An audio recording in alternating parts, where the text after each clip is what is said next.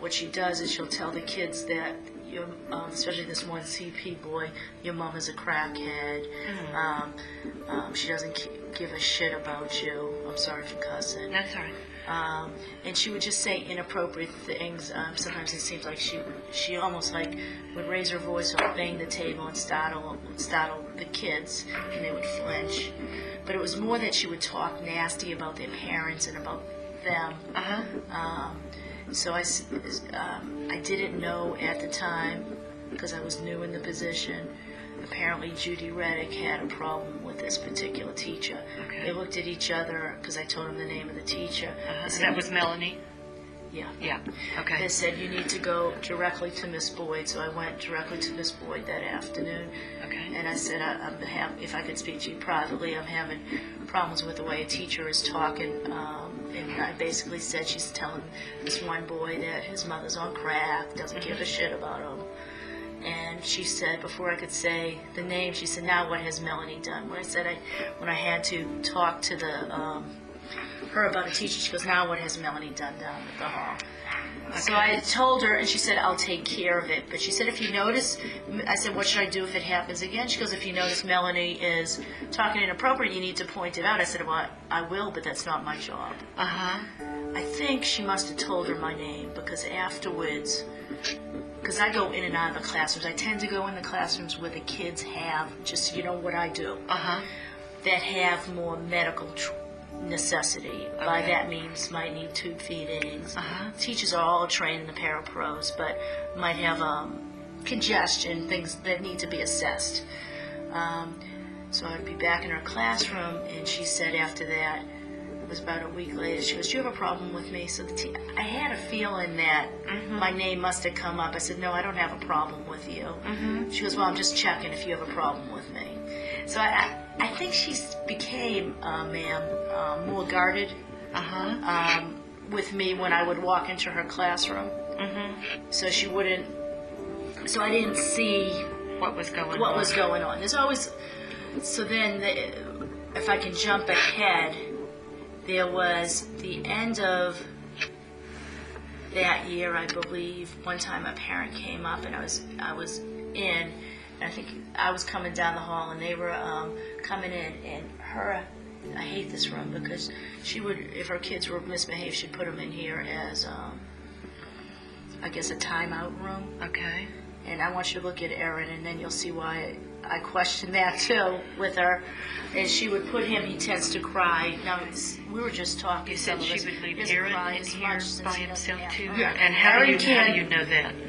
Aaron can't, because one time I was called in May to come up to the school because Aaron was not feeling well. Okay. And apparently he was crying or something. I guess I called Nancy down in the clinic. Okay. They all came down here, but they said I would come in here and say, where's Aaron? And they'd say, oh, he's in here. I'd come in and check him.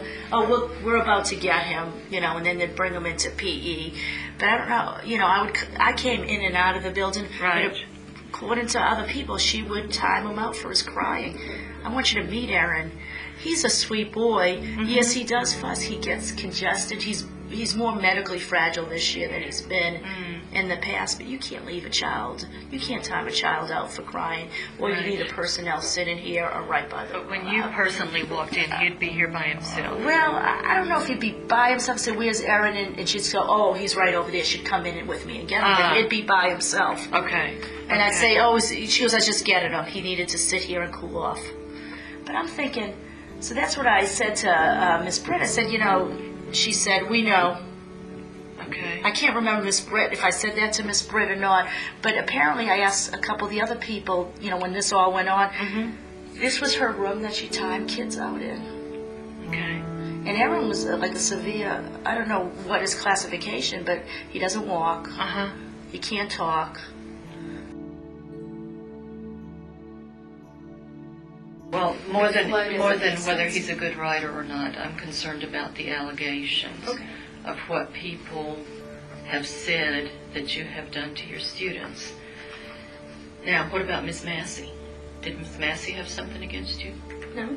Okay. Not that I know. All right.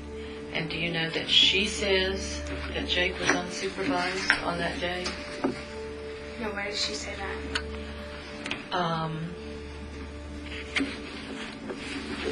Which report? Okay, it's Oh, statement. No, this is Melanie. Melanie's statement of Judy C. Massey.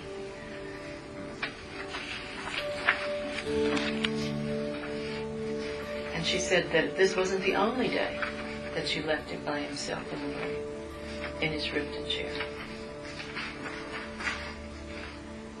Now, tell me this, was putting him out of the room, confined in his Ripton chair, part of his IEP?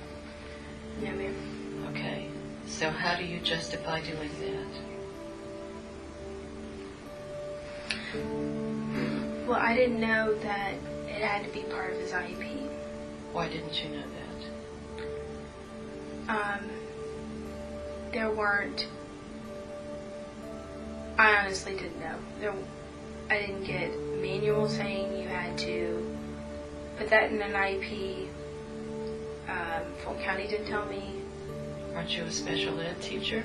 Yes, ma'am. And don't you know that any kind of disciplinary behavioral modification things are written into IEPs, and if they're not, you don't use them?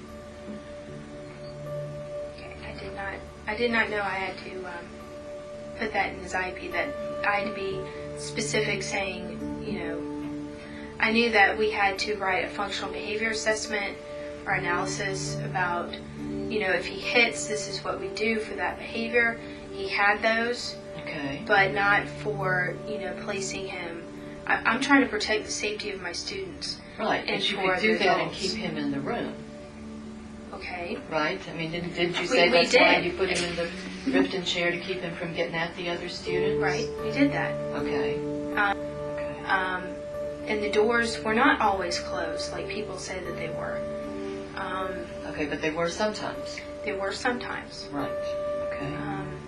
And we have windows to they're not a solid door like this. Okay. There's windows to the door, and I could be on the other side of the door looking right at him.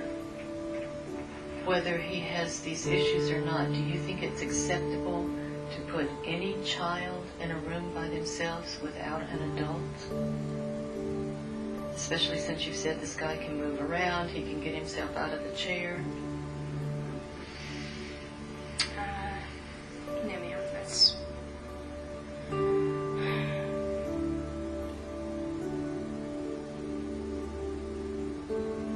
I'm not saying it wasn't frustrating as all get out.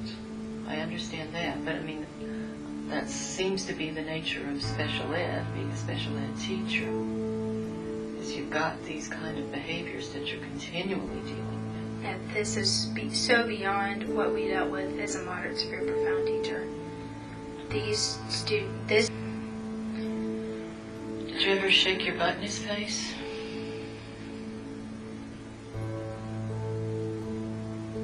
Yes, ma'am, I did do that. Okay, and what was the occasion for that? We were joking around. We were playing. It was a playful moment. And, I did do that. Did you ever pass gas in his face? I did do that. Okay, and what was the occasion for that?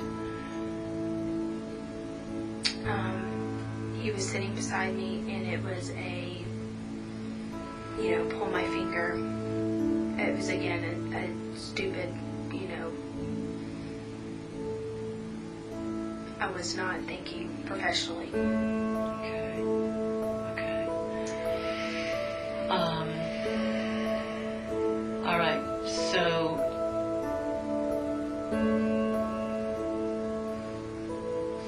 and as far as tapping him to get him up,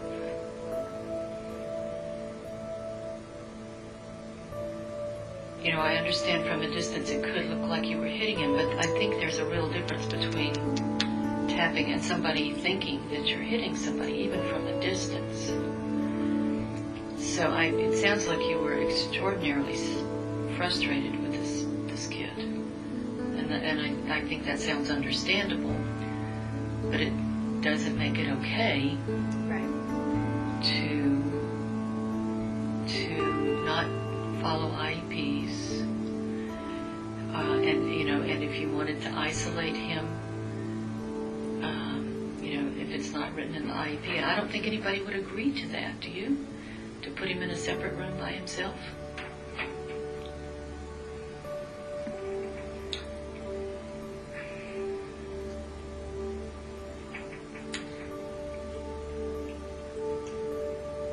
Probably not. They probably wouldn't agree. And did you ever tell Miss White that you were using scream therapy back to Garrett at the Target store?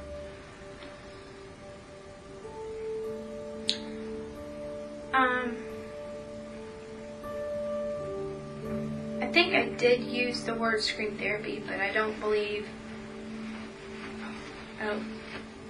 Target store. I don't know. All right. At any time, whether that was that the only occasion, or were there other occasions when you were in his face screaming? I mean, I know you said you weren't in his face that time. There were a couple of times where Garrett would come in. Well, this was pretty frequent. Garrett would come in, agitated, and yelling, and I did a couple of times scream back at him. Mm-hmm. And he would. Scream therapy. Huh? What is scream therapy? What is? Well, it's not a therapy. Oh. It's not a proven. It's not anything proven. Okay. So, do you think that your behavior was justified? Not all of it. Okay. I do admit that some of the things I did were not appropriate. Like The shaking my butt in Jake's face, the passing of the gas, putting a kid across the hallway, with the door closed.